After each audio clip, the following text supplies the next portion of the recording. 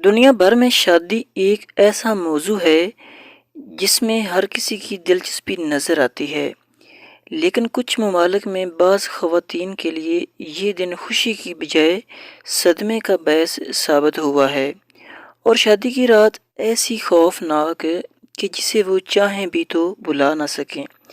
دیگر مسلمان ممالک کی طرح عرب دنیا میں بھی خواتین سے توقع کی جاتی ہے کہ وہ شادی کے وقت کنواری ہوں۔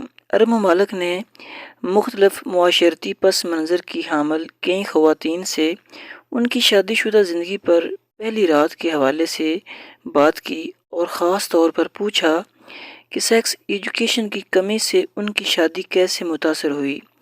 ناظرین، یہاں پر ہم آپ سے جنوبی بھارت کی ایک شادی شدہ خاتون کا ذکر کر رہے ہیں۔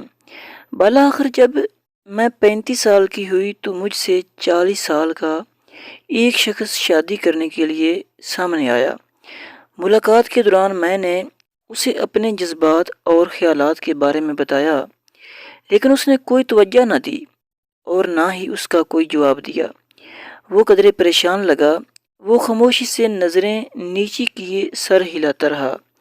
میں نے سوچا کہ آج کل خواتین سے زیادہ مرد شرمیلے ہوتے ہیں اور میرا ہونے والا شوہر بھی ویسا ہی ہے۔ شاید اس لیے اس نے کوئی جواب نہیں دیا، لیکن شادی کی رات ہونے والی واردات نے مجھے الجھن میں ڈالا۔ مجھے پتہ نہیں کہ اس نے ایسا کیوں کیا۔ جب میں نے اپنے شوہر سے اگلی صبح پوچھا تو اس نے کہا کہ ان کی طبیعت ٹھیک نہیں تھی، لیکن اس کے بعد کوئی تبدیلی نہیں آئی۔ ہماری دوسری، تیسری اور بہت سی راتیں اس طرح ہی گزر گئیں۔ میری ساس نے میرے شوہر کا دفاع کیا۔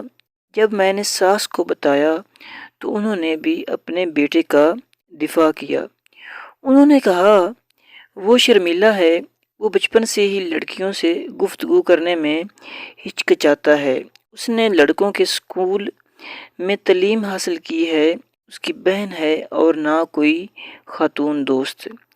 اگرچہ مجھے اس سے عارضی تسلی تو ملی، لیکن میں اس موضوع کے بارے میں سوچنا ترک نہ کر سکی۔ میری تمام امیدیں، خواب اور خواہشات دن بدن ٹوٹ رہی تھیں۔ میری بے چینی کا وہ سبب جنسی تعلق نہیں تھا، وہ مجھ سے بات بھی بہت کم کرتا۔ مجھے لگتا کہ ہمیشہ مجھے نظر انداز کیا جا رہا ہے۔ چھونا پکڑنا تو دور کی بات، وہ تو مجھ سے دور بھاگتا تھا۔ یہ جنوبی بھارت میں رہنے والی ایک خاتون کی زندگی کی حقیقی کہانی ہے۔ خاتون کے مطالبے پر اس کا نام ظاہر نہیں کیا گیا۔ ناظرین، اس ویڈیو کو دیکھنے کے بعد جو بھی خیال آپ کے ذہن میں آیا وہ آپ نے ہمارے ساتھ کمنٹ سیکشن میں شیئر کرنا۔ شکریہ۔